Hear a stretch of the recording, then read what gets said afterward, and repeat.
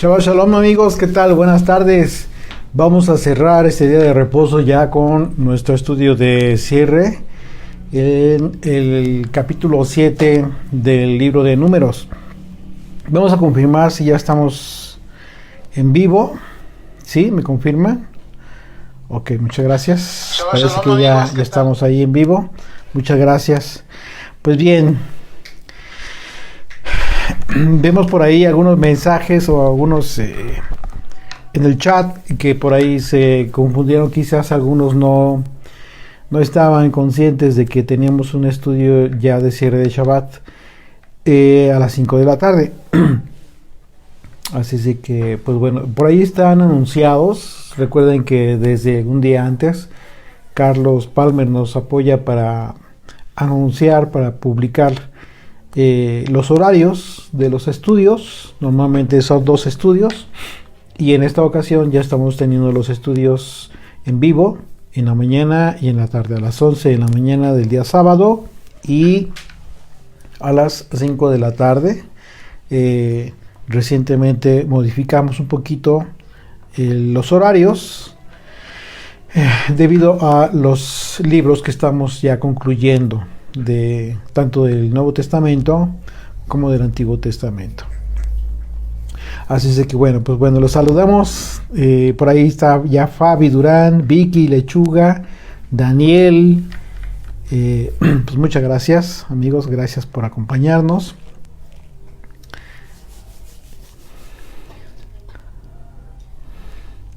Estás en tu... Veo que ahí estás en tu... Ah, ok. Bien, sí, por ahí... Bueno, mi hijo aquí está, pero también nos está viendo por... Está en el chat también. Por el chat, ahí está participando. Jacqueline Castro, ¿qué tal, Jacqueline? ¿Cómo estás? Muy buenas tardes. Amigos, pues gracias por acompañarnos. Vamos a terminar este día de reposo, vamos a cerrar con este gozo que nos apasiona. Somos pocos los locos apasionados de las escrituras, y en cada meditación de la escritura pues ustedes saben que nos deleitamos. Así es de que pues es un gozo para nosotros que nos acompañen. Es un honor, por supuesto, es un honor que contar con la compañía de todos ustedes y que consideren que puede ser de ayuda, de apoyo, lo que podamos nosotros compartirles de forma sencilla, simple, humilde.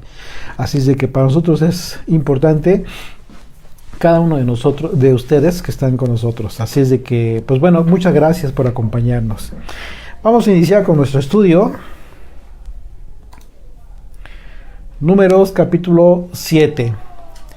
Recordarán que el capítulo 6 nosotros analizamos el tema de la consagración en esta figura de la Torá que se describió como el voto nazáreo, y vimos algunos ejemplos de personajes de la Biblia que fueron apartados con este voto nazáreo, pero desde su nacimiento, incluso desde antes de nacer.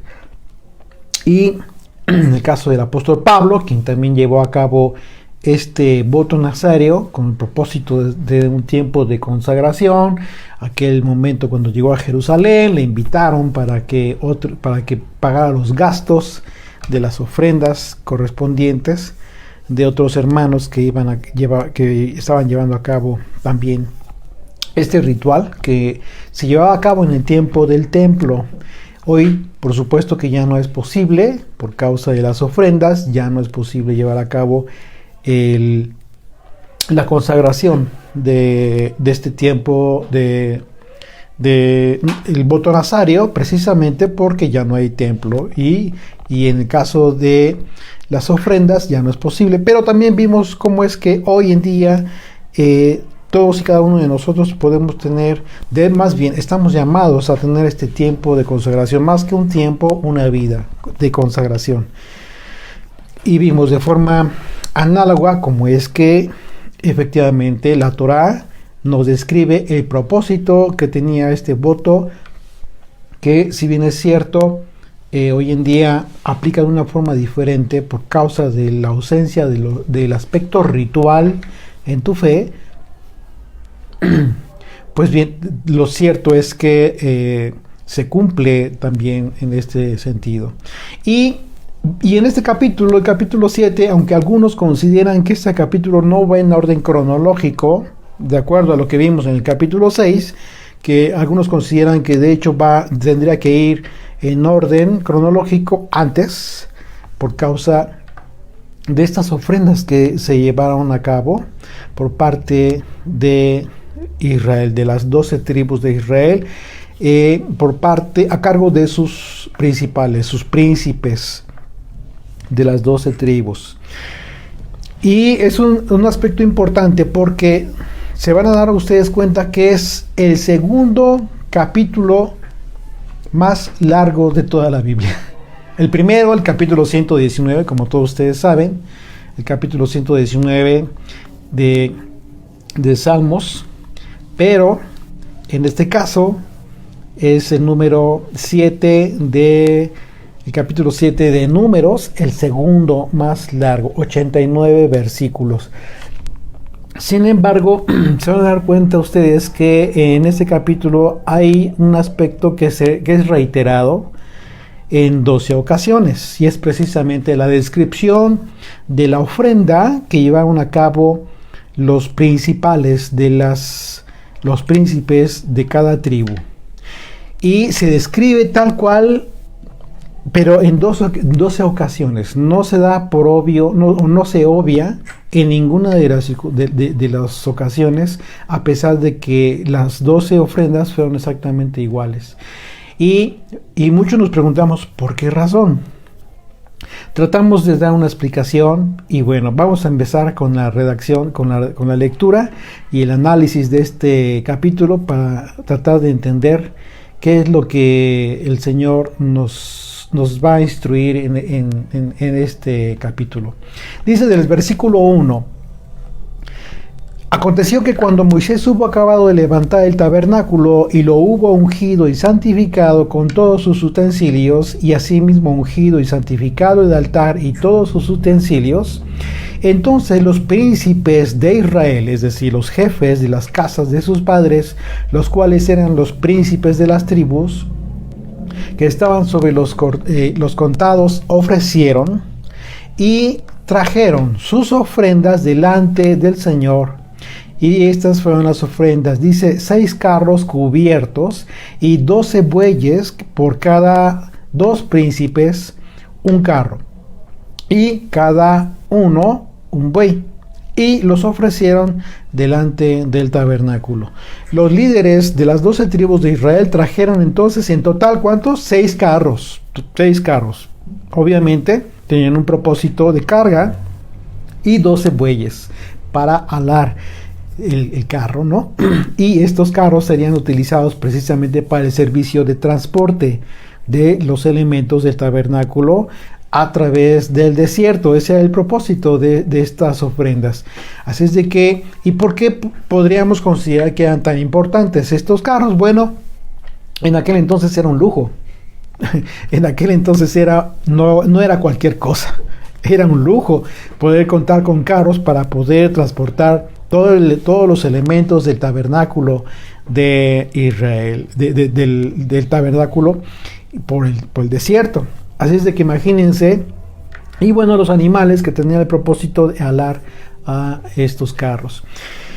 Verso 4: Y el Señor habló a Moisés diciendo, tómalos de ellos y serán para el servicio del tabernáculo de reunión. Aquí está la disposición del Señor para que serían utilizados. Y los darás a los levitas, a cada uno conforme a su ministerio. ¿Qué está diciendo aquí el Señor? Los vas a repartir a los levitas conforme al servicio que están dando unos y que están dando otros en el tabernáculo. Verso 6: Entonces Moisés recibió los carros y los bueyes y los dio a los levitas. 2 carros y 4 bueyes dio a los hijos de Gersón, conforme a su ministerio, conforme a su servicio. ¿Qué nos está diciendo aquí este pasaje? Bueno, de acuerdo a Números capítulo 4, verso 25, la familia de Gersón estaba encargada de ¿qué? Estaba encargada de trasladar las cortinas del tabernáculo, ¿sí?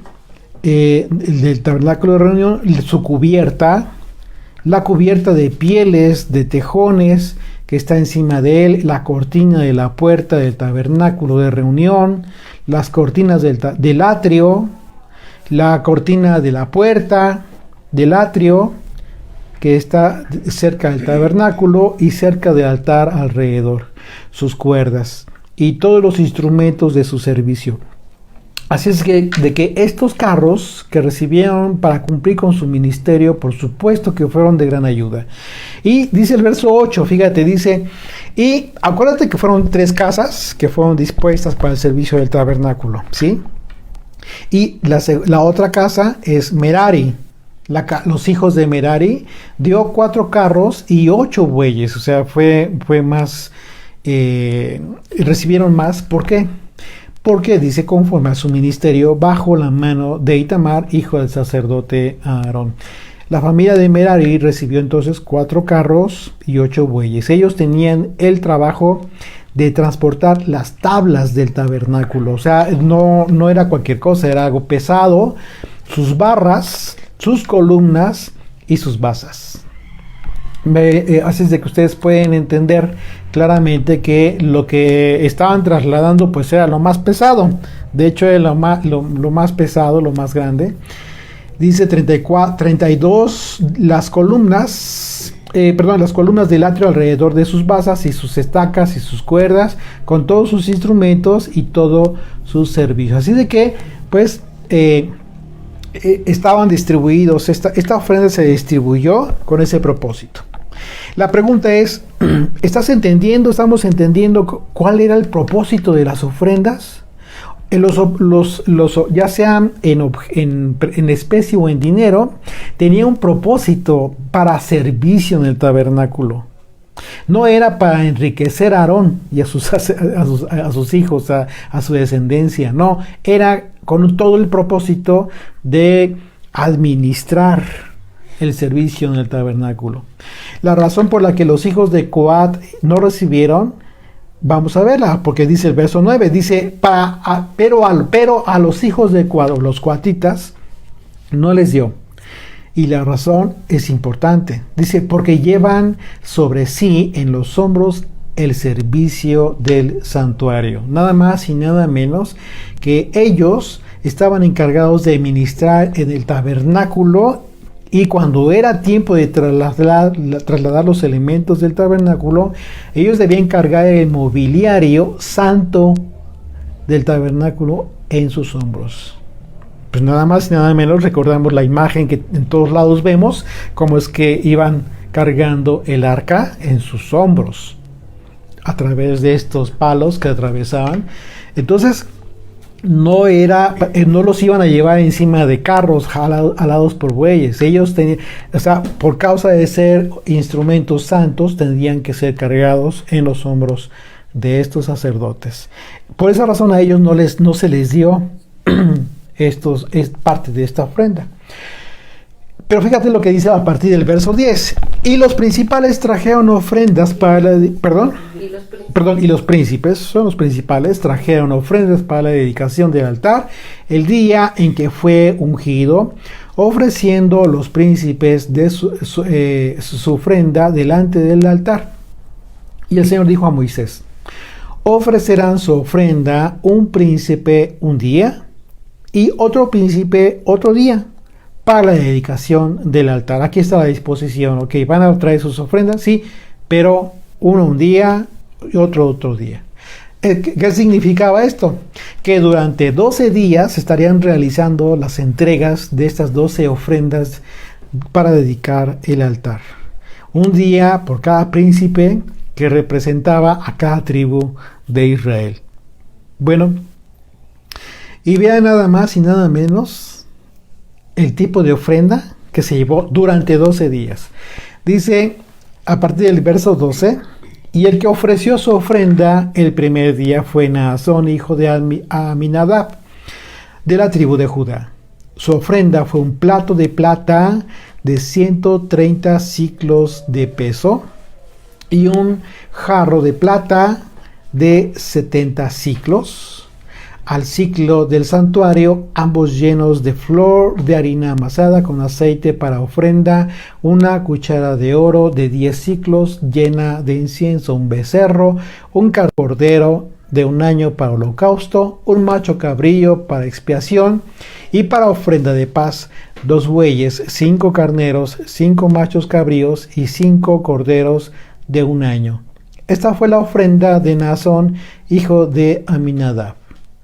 El segundo día ofreció Natanael, hijo de Suar.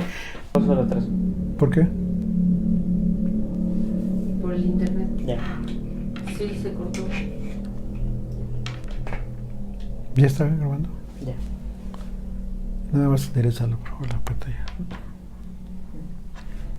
No. La hiciste para atrás, regresa a donde estaba.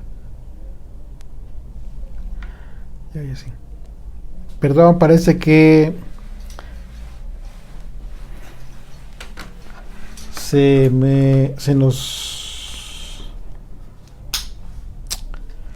nos interrumpió un poquito por ahí la transmisión. Sí, parece que se interrumpió. No sé si me puedan confirmar por ahí, por favor, dónde nos quedamos.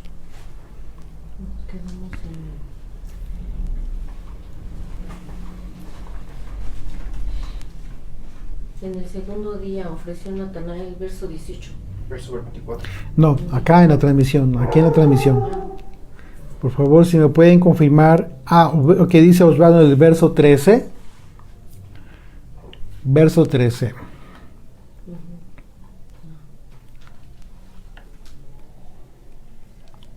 Ok. Bien. Bien, si por ahí nos desconectamos de la transmisión, vamos a ver si vamos a reconectarnos una vez más. Ok, dice, me están confirmando que en el verso 13. Muchas gracias, Angie y David, Osvaldo. Bien, voy a leer a partir del verso 12 para tomar contexto.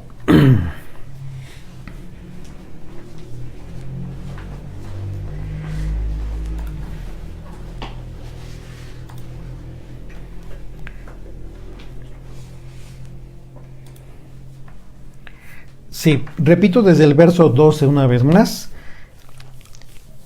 Y el que ofreció su ofrenda el primer día fue Naasón, hijo de Aminadab, de la tribu de Judá. Su ofrenda fue un plato de plata de 130 siclos de peso y un jarro de plata de 70 siclos. Al ciclo del santuario, ambos llenos de flor de harina amasada con aceite para ofrenda. Una cuchara de oro de 10 siclos llena de incienso, un becerro, un carnero, un cordero de un año para holocausto, un macho cabrío para expiación, y para ofrenda de paz 2 bueyes, 5 carneros, 5 machos cabríos y 5 corderos de un año. Esta fue la ofrenda de Naasón, hijo de Aminadab. El segundo día ofreció Natanael, hijo de Sur, príncipe de Isaacar. ¿Qué ofreció? Les decía exactamente lo mismo. Exactamente lo mismo. Ofreció como su ofrenda un plato de plata de 130 siclos de peso y un jarro de plata de 70 siclos al ciclo del santuario, ambos llenos de flor de harina amasada con aceite para ofrenda, una cuchara de oro de 10 siclos llena de incienso, un becerro, un carnero, un cordero de un año para holocausto, un macho cabrío para expiación y para ofrenda de paz 2 bueyes, 5 carneros, 5 machos cabríos y 5 corderos de un año. Esta fue la ofrenda de Natanael, hijo de Suar. El tercer día, ¿continúas? El tercer día, Eliab, hijo de Elón, príncipe de los hijos de Zabulón, y su ofrenda fue un plato de plata de 130 siclos de peso y un jarro de plata de 70 siclos al ciclo del santuario, ambos llenos de flor de harina amasada con aceite para ofrenda. Una cuchara de oro de 10 siclos llena de incienso, un becerro, un carnero, un cordero de un año para holocausto, un macho cabrío para expiación y para la ofrenda de paz, 2 bueyes, 5 carneros, 5 machos cabríos y 5 corderos de un año. Esta fue la ofrenda de Eliab, hijo de Helón.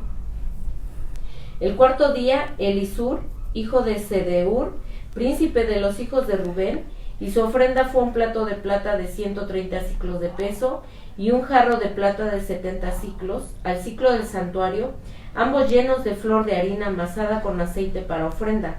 Una cuchara de oro de 10 siclos llena de incienso, un becerro, un carnero, un cordero de un año para holocausto, un macho cabrío para expiación, y para la ofrenda de paz 2 bueyes, 5 carneros, 5 machos cabríos y 5 corderos de un año. Esta fue la ofrenda de Elisur, hijo de Sedeur.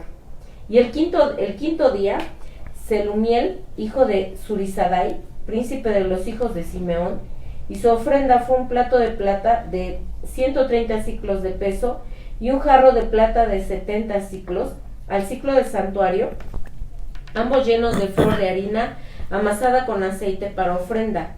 Una cuchara de oro de 10 siclos llena de incienso, un becerro, un carnero, un cordero de un año para holocausto, un macho cabrío para expiación, y para la ofrenda de paz 2 bueyes, 5 carneros, 5 machos cabríos y 5 corderos de un año. Esta fue la ofrenda de Selumiel, hijo de Zurisadai. Aquí vamos a hacer una pequeña pausa. Es importante que en este tipo de redacción, de lectura, tú ya entiendas, ya consideres y que recuerdes lo que nosotros ya entendimos acerca de las ofrendas de paz, ¿sí? Lo que representan, cuál es el propósito de las ofrendas de paz, ¿ok?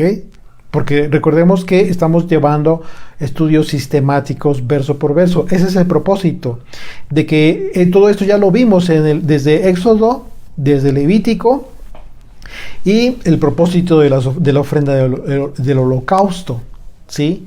Y en este caso, todo esto aquí se está describiendo en cada ofrenda el propósito de cada uno de los elementos de la ofrenda, ¿sí? Para la ofrenda, como ofrenda de paz, como ofrenda de holocausto, etcétera.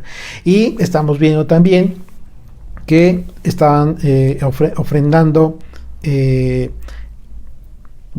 plata, ¿sí? Elementos para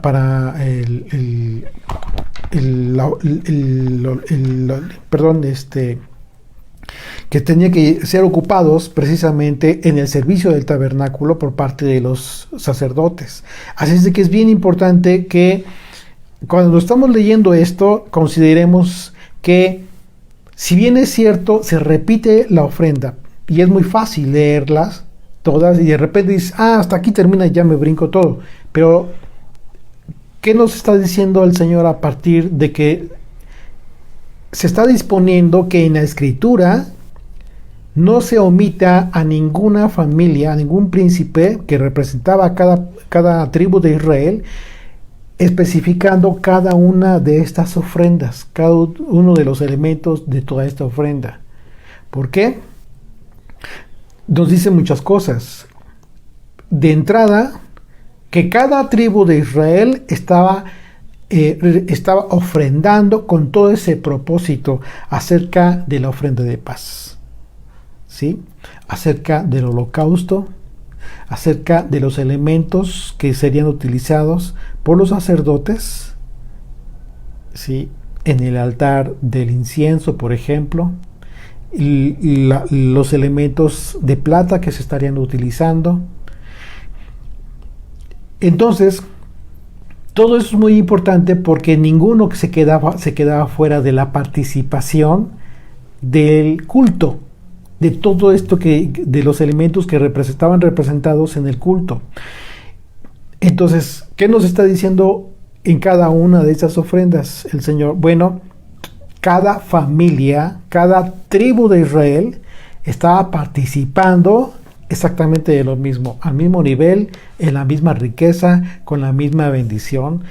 Y por supuesto que vamos a ver ahorita, vamos a analizar este tema, porque es aquí donde de repente a muchos se les antoja como que hablar de la inversión que se hace en el reino, un término que se ha utilizado de forma tan desmedida y de forma irresponsable, porque de repente al creyente lo desvía del propósito que tenían todas estas ofrendas, el propósito original. Ahora sí continuamos, por favor. Muchas gracias. Verso 42. El sexto día, Eliasaf, hijo de Deuel, príncipe de los hijos de Gad, y su ofrenda fue un plato de plata de 130 ciclos de peso y un jarro de plata de 70 ciclos al ciclo del santuario, ambos llenos de flor de harina amasada con aceite para ofrenda, una cuchara de oro de 10 ciclos llena de incienso, un becerro, un carnero, un cordero de un año para holocausto, un macho cabrío para expiación, y para la ofrenda de paz 2 bueyes, 5 carneros, 5 machos cabríos y 5 corderos de un año. Esta fue la ofrenda de Eliasaf, hijo de Deuel.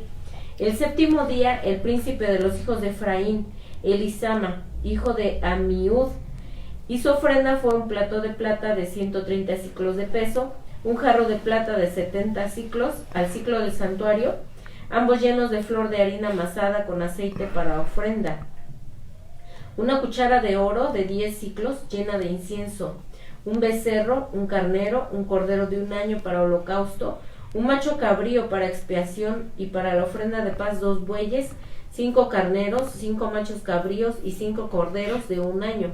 Esa fue la ofrenda de Elisama, hijo de Amiud. El octavo día, el príncipe de los hijos de Manasés, Gamaliel, hijo de Pedasur, y su ofrenda fue un plato de plata de 130 ciclos de peso y un jarro de plata de 70 ciclos al ciclo del santuario, ambos llenos de flor de harina amasada con aceite para ofrenda, una cuchara de oro de 10 ciclos llena de incienso, un becerro, un carnero, un cordero de un año para holocausto, un macho cabrío para expiación, y para ofrenda de paz 2 bueyes, 5 carneros, 5 machos cabríos y 5 corderos de un año. Esta fue la ofrenda de Gamaliel, hijo de Pedasur. El noveno día, el príncipe de los hijos de Benjamín, Abidán, hijo de Gedeoni, y su ofrenda fue un plato de plata de 130 ciclos de peso y un jarro de plata de 70 ciclos al ciclo del santuario, ambos llenos de flor de harina amasada con aceite para ofrenda, una cuchara de oro de 10 ciclos llena de incienso, un becerro, un carnero, un cordero de un año para holocausto, un macho cabrío para expiación, y para la ofrenda de paz 2 bueyes, 5 carneros, 5 machos cabríos y 5 corderos de un año. Esta fue la ofrenda de Abidán, hijo de Gedeoni. El 10º día, el príncipe de los hijos de Dan, Ahiezer, hijo de Amisadai, y su ofrenda fue un plato de plata de 130 ciclos de peso, un jarro de plata de 70 ciclos al ciclo del santuario, ambos llenos de flor de harina amasada con aceite para ofrenda, una cuchara de oro de 10 ciclos llena de incienso, un becerro, un carnero, un cordero de un año para holocausto y un macho cabrío para expiación. Y para la ofrenda de paz 2 bueyes, 5 carneros, 5 machos cabríos y 5 corderos de un año. Esta fue la ofrenda de Ahiezer, hijo de Amisadai. El 11º día, el príncipe de los hijos de Aser, Pagiel, hijo de Ocrán, y su ofrenda fue un plato de plata de 130 ciclos de peso y un jarro de plata de 70 ciclos al ciclo del santuario, ambos llenos de flor de harina amasada con aceite para ofrenda, una cuchara de oro de 10 ciclos llena de incienso, un becerro, un carnero, un cordero de un año para holocausto, un macho cabrío para expiación, y para ofrenda de paz 2 bueyes, 5 carneros, 5 machos cabríos y 5 corderos de un año. Esta fue la ofrenda de Pagiel, hijo de Ocrán. El 12º día, el príncipe de los hijos de Neftalí, Ahira, hijo de Enán. Su ofrenda fue un plato de plata de 130 ciclos de peso y un jarro de plata de 70 ciclos al ciclo del santuario, ambos llenos de flor de harina amasada con aceite para ofrenda, una cuchara de oro de 10 ciclos llena de incienso, un becerro, un carnero, un cordero de un año para holocausto, un macho cabrío para expiación, y para ofrenda de paz 2 bueyes, 5 carneros, 5 machos cabríos y 5 corderos de un año. Esta fue la ofrenda de Ahira, hijo de Enán. Esta fue la ofrenda de los príncipes de Israel, ofrecieron para la dedicación del altar el día en que fue ungido: 12 platos de plata, 12 jarros de plata, 12 cucharas de oro, cada plato de 130 siclos y cada jarro de 70, toda la plata de la vajilla, 2.400 siclos al ciclo del santuario, las 12 cucharas de oro llenas de incienso, de 10 siclos, una cuchara al ciclo del santuario, todo el oro de las cucharas, 120 siclos, todos los bueyes para el holocausto, 12 becerros, 12 carneros, 12 los corderos de un año, con su ofrenda, y 12 los machos cabríos para expiación, y todos los bueyes de la ofrenda de paz, 24 novillos, 60 los carneros, 60 los machos cabríos y 60 los corderos de un año. Esta fue la ofrenda para la dedicación del altar después que fue ungido. Así es. Cada plato de plata que trajo cada uno de los príncipes pesaba aproximadamente 1,300 gramos, ya hablando en la conversión, como un aproximado, ¿sí? En el caso del tazón de plata, casi 1,907 gramos, y una pala de oro, la pala de oro que tenía un peso aproximado de 0,113 kilogramos. Hablando ya de la conversión, para que nos demos solamente una idea de la riqueza que se ofreció por parte de las tribus, de las 12 tribus, y esto significa que las ofrendas presentadas por cada príncipe fueron ofrendadas de forma generosa. Había generosidad por parte, en este momento, una manifestación de generosidad por parte del pueblo y de gratitud para el servicio del tabernáculo de Dios. Cada líder tribal presentó la misma ofrenda, y es curioso que en la escritura les decía que la escritura no obvia la presentación de ofrenda de ninguna tribu, sino que a pesar de que fue la misma ofrenda presentada por cada una de las 12 tribus, la escritura menciona oportunamente, muy puntual, cada elemento de la ofrenda que presentó cada príncipe de cada tribu. Así como Dios ha sido muy cuidadoso de describir esta ofrenda de cada una de las 12 tribus de Israel, a pesar de que fue la misma, pues así cuidará de que cada uno de los nombres, de tu nombre, de mi nombre, de los nombres de los hijos de Israel, sea escrito en el árbol de la vida. Amén. Como vemos, el contexto de todas estas ofrendas fue en relación al tabernáculo. Sí, es muy importante que no perdamos el enfoque, el servicio. Hoy es muy fácil que yo te pueda decir, de verdad, yo te puedo vender la idea, ¿sí? Porque te puedo desviar muy fácil de la escritura y te puedo desviar y decirte, pues bueno, es el tiempo, es el tiempo de que inviertas en el ministerio, porque el Señor así te va a bendecir. ¿Cuántos mensajes no has escuchado en ese tono? Para levantar el tabernáculo caído. Sí. Y eso sería una terrible, terrible mentira. Eso sería actuar con total crudeza en contra de la fidelidad a la palabra. No se trata de que pongamos nuestra propia interpretación.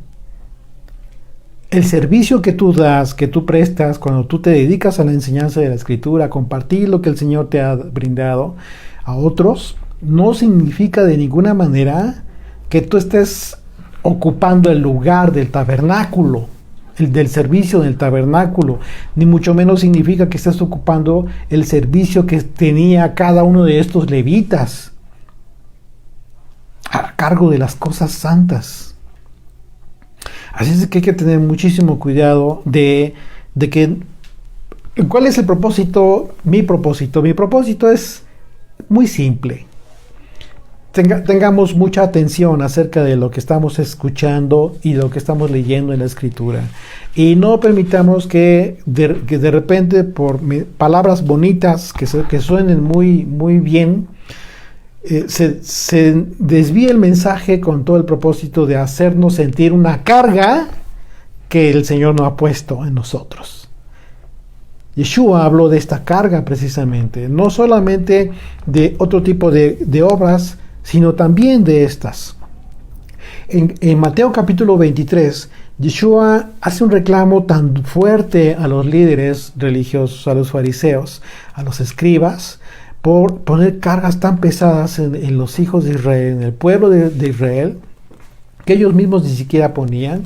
Y no solamente estaba hablando acerca de todo el tema de la tradición, estaba hablando incluso acerca de todas aquellos mandamientos que fueron maquillados, manipulados con todo el propósito de saquear incluso las casas de las viudas. Les decía, hacen ustedes oraciones largas con tal de saquear las casas de las viudas. Qué terrible, porque el Señor jamás estuvo en contra de la ley.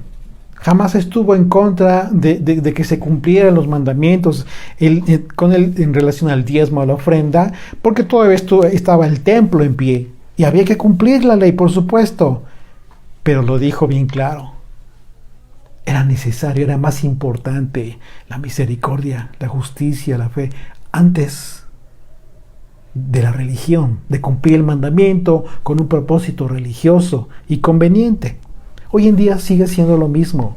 Ya no hay fariseos en Occidente, ya no hay fariseos en las raíces hebreas, en el cristianismo, pero siguen utilizando exactamente la misma metodología, la manipulación de la escritura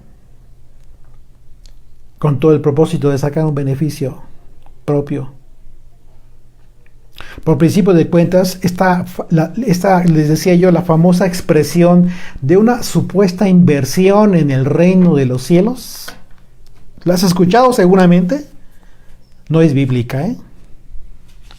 No es bíblica. En ningún pasaje de la Escritura vamos a ver que Dios haya referido a las ofrendas o a los diezmos como una supuesta inversión. ¿Por qué? ¿Y por qué lo hablo de esta manera? No significa que vas a encontrar en la Biblia la palabra inversión. No. Sino el concepto como te lo están manejando.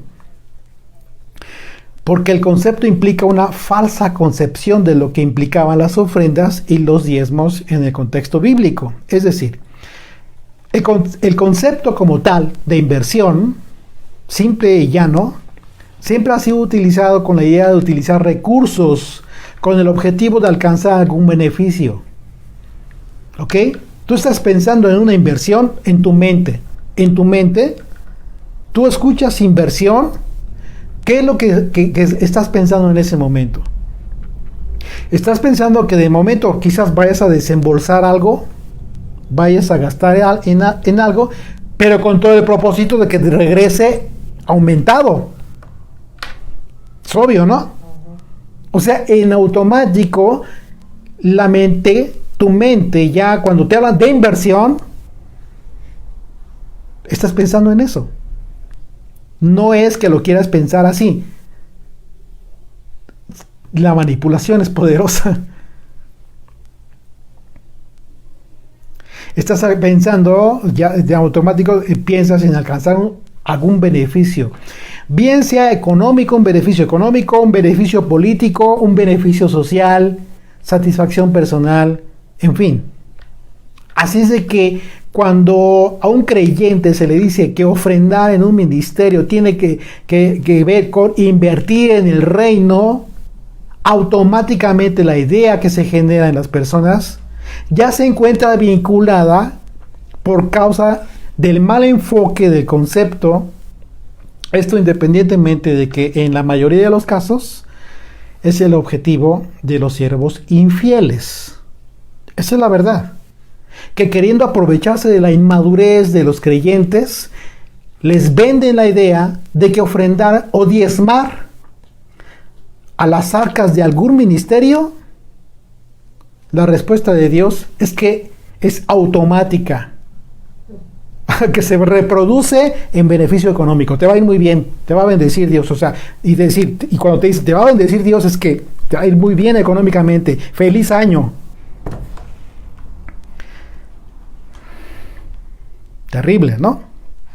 cómo es que se manejan los conceptos, las palabras. Y mira, puede ser, pensando bien, puede ser que no tengan esa intención. Pero había que tener mucho cuidado en utilizar palabras que no tienen ninguna relación, ninguna conexión con la escritura, ni con el mensaje, ni con el propósito divino de los pasajes que estamos estudiando. Este pasaje, por ejemplo, ha sido muy utilizado así, con ese propósito.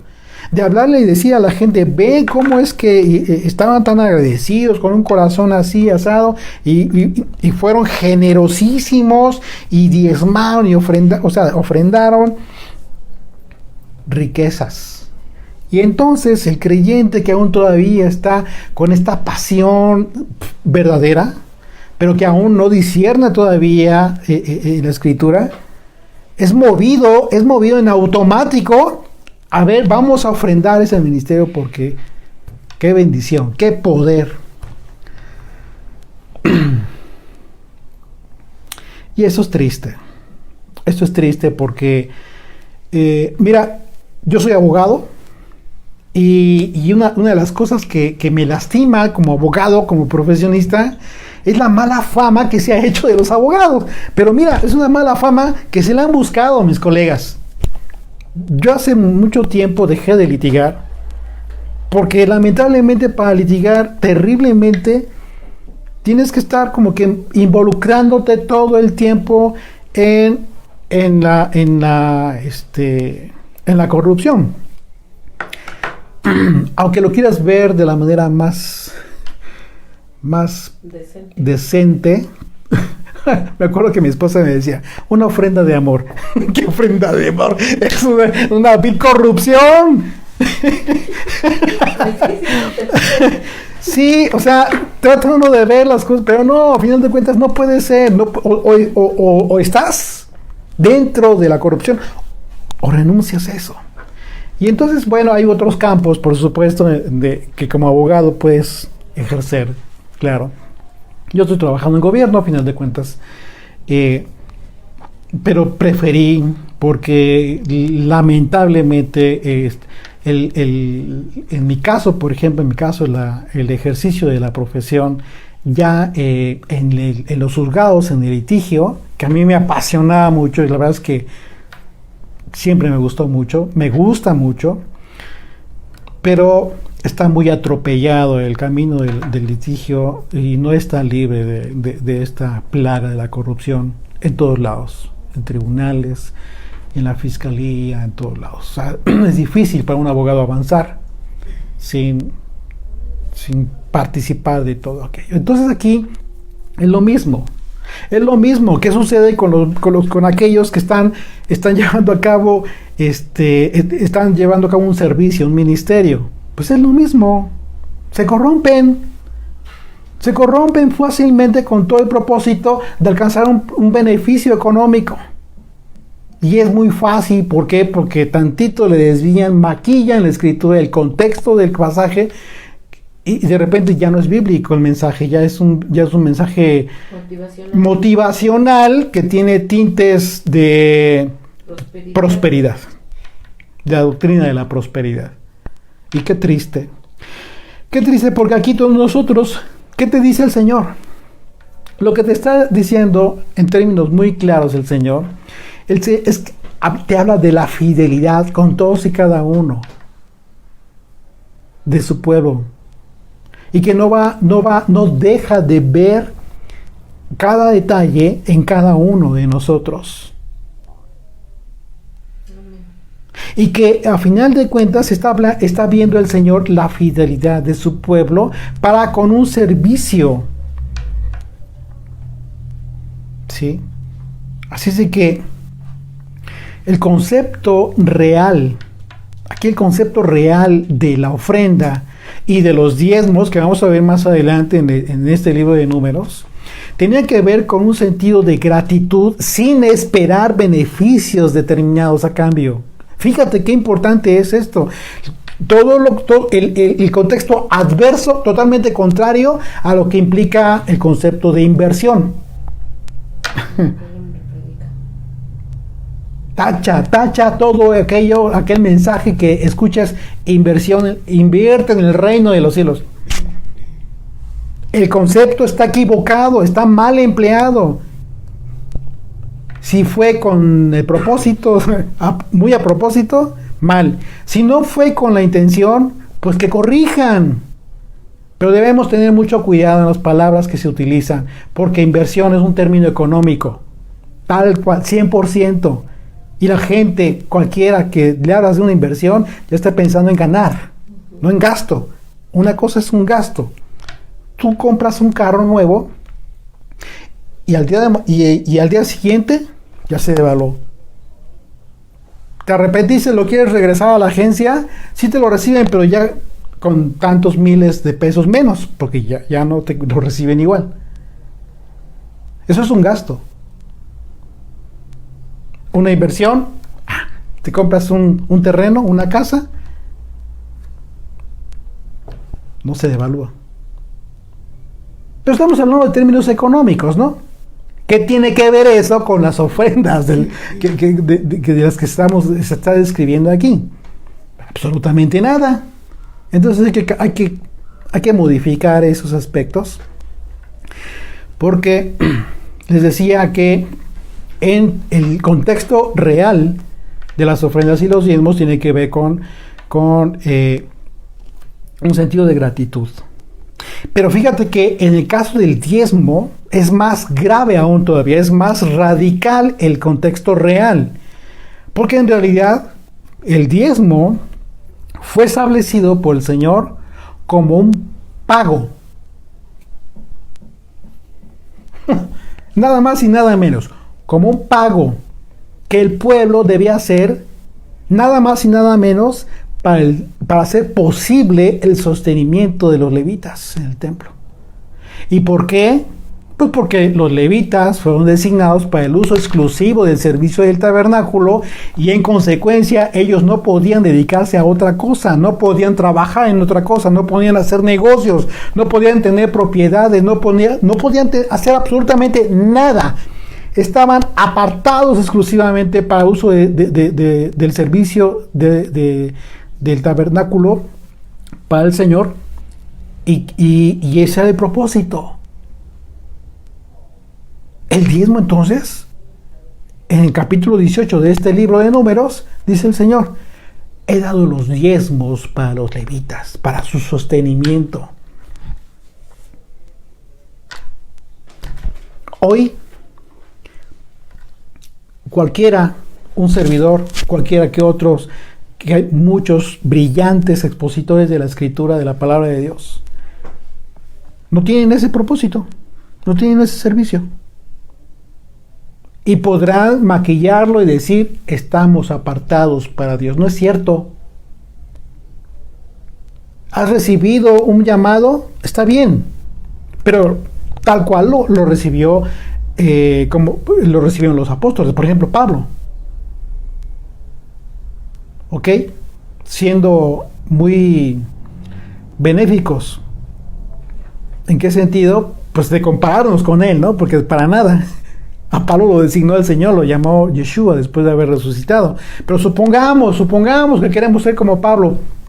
Dígame en qué momento Pablo se colocó o dijo que él estaba llevando a cabo un servicio relacionado con el tabernáculo. ¿En qué momento recibió o fue designado por quién sabe quién para recibir los diezmos y las ofrendas? Claro que no. Hoy en la mañana estudiamos el capítulo 4 de la primera carta del apóstol Pablo a los Corintios. Y si ustedes lo escucharon, y si no lo escucharon, le invito para que lo escuchen. Él mismo habla de que él junto con los apóstoles trabajaban con sus manos. O sea, él no habla de que fueron sostenidos, mantenidos por las congregaciones. Ellos trabajaban con sus manos y lo repite en varios pasajes de la Escritura. En Hechos lo vemos también. Incluso dice: he enseñado a que con nuestras propias manos trabajemos para ayudar incluso a los que menos tienen. No podemos olvidar eso.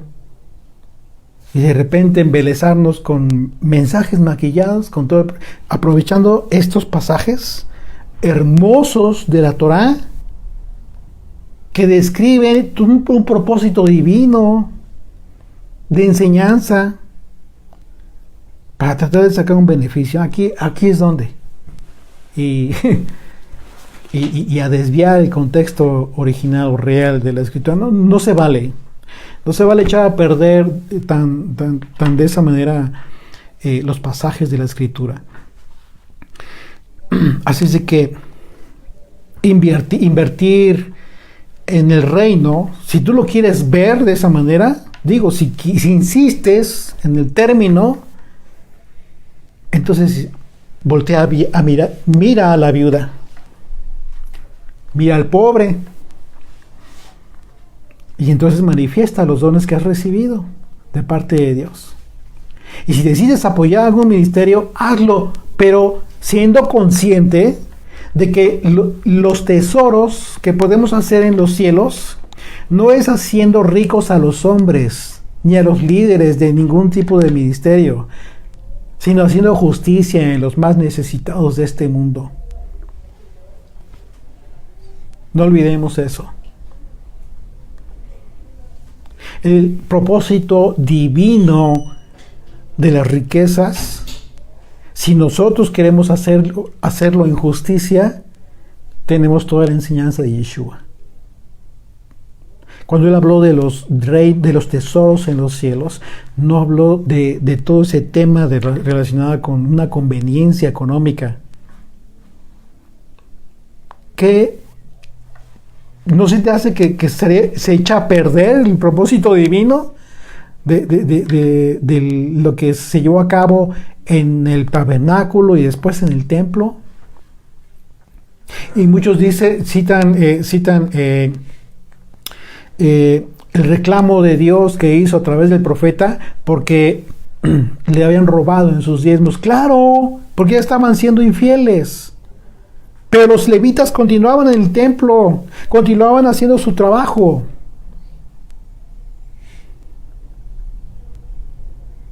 Así es que no tiene nada que ver una cosa con la otra. No hay que torcer los propósitos divinos. Y concluye el versículo 89, dice: y cuando entraba Moisés en el templo de reunión, el tabernáculo de reunión, para hablar con Dios, oía la voz que le hablaba de encima del propiciatorio que estaba sobre el arca del testimonio, de entre los dos querubines, y hablaba con él. ¿Quién crees que hablaba con Moisés? Así es. Así es. Imagínate qué honor recibió Moisés de hablar con el Señor. Pues bueno, efectivamente, como les decía, pues es el segundo capítulo más largo de toda la Biblia, después de Salmo 119, pero pues tenemos esta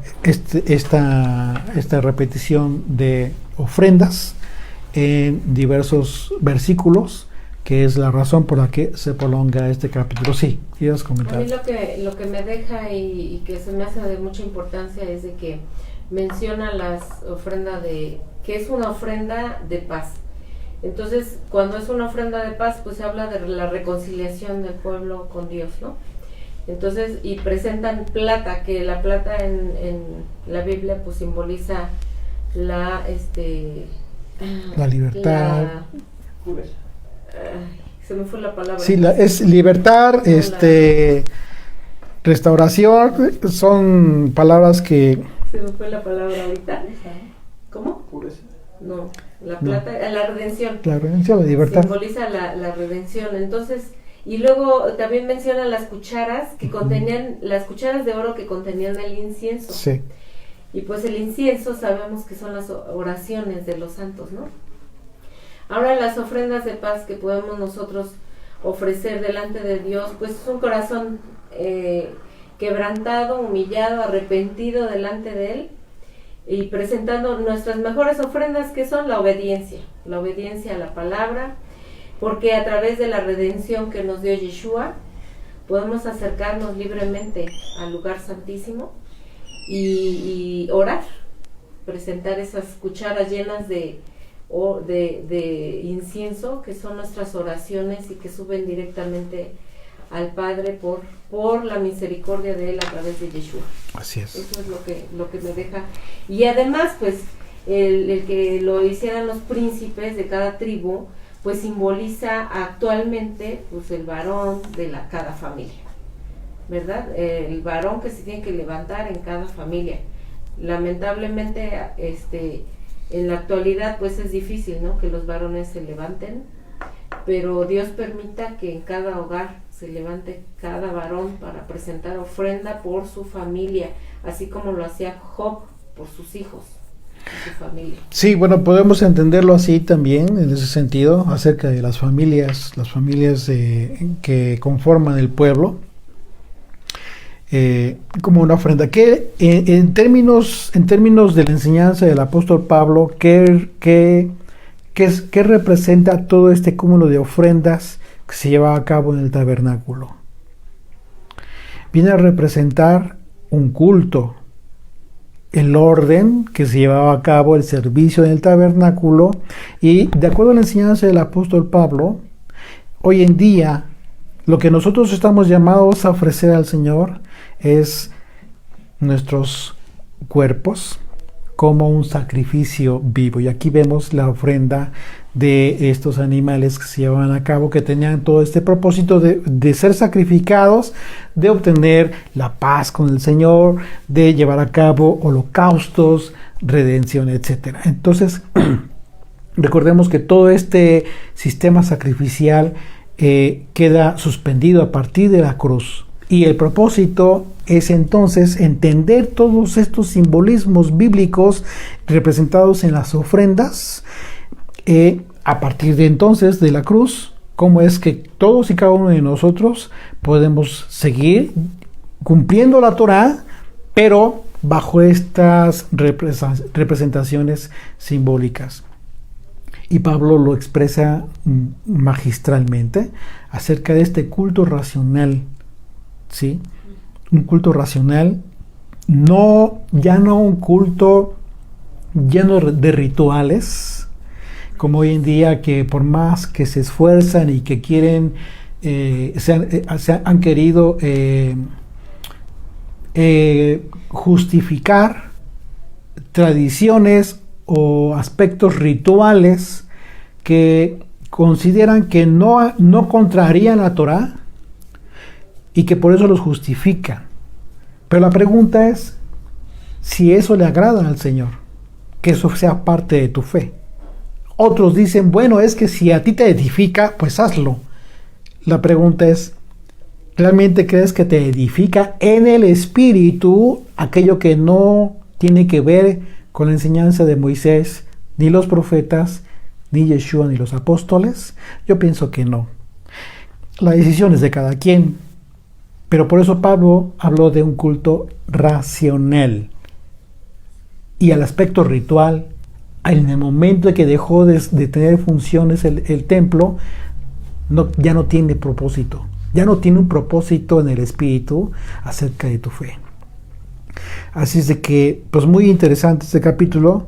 Y hay mucho, por supuesto que hay muchísimo que tú puedes ya en casita seguir desmenuzando acerca, les decía, de todos estos elementos que ya estudiamos desde Éxodo y Levítico, el propósito de las ofrendas, ¿sí? Como bien lo decías, el incienso, sabemos que era quemado precisamente en el altar del incienso al momento de las oraciones. Lo vemos con Zacarías, el padre de Juan el Bautista, que en el momento en que fue anunciado su nacimiento, cuál fue el propósito, y en ese momento al lado se le aparece el ángel y bueno, dice, tu oración ha sido escuchada. Qué impresionante, porque cuando sale todo el pueblo estaba esperando a Zacarías que hablara y se quedó mudo porque fue incrédulo. En fin, hay muchísimo de que cada pasaje pues podemos seguir desmenuzando y escudriñando. Pues bueno, amigos, muchas gracias. Vamos a hacer una oración. ¿Te parece? Haz una oración, por favor, para concluir. Gracias, bendito Dios, por este estudio que tuvimos, Señor, de tu palabra, de tu Torá, Señor. Gracias porque nos muestras, mi Dios, nos enseñas ahora cuál es esta ofrenda que podemos llevar a cabo delante de ti, que es el sacrificio vivo que tenemos en nuestra vida, Señor, porque nuestro cuerpo es tu templo, Padre eterno, y todo lo que hagamos es nuestra ofrenda delante de ti. Señor, te pedimos, Padre eterno, que esta ofrenda que hemos ofrecido en este día de reposo sea agradable delante de ti y llegue como olor grato. Y Padre eterno, escucha nuestras oraciones, cada uno de nosotros, de tu pueblo Israel disperso en todas partes del mundo, Señor. Oramos delante de ti por sanidad, porque tú guardes a tu pueblo Israel en el hueco de tu mano, Señor, porque, Señor, tú sustentes los hogares, Padre, que no nos falte nada. Padre, eres tan bueno, generoso, que sacias todo lo que necesitamos. Eres tan bueno, papito. Te bendecimos, mi Dios, y te pedimos, Señor, por todos los enfermos, derrama sanidad, mi Dios, en el nombre y por los méritos de Yeshua. Amén. Amén.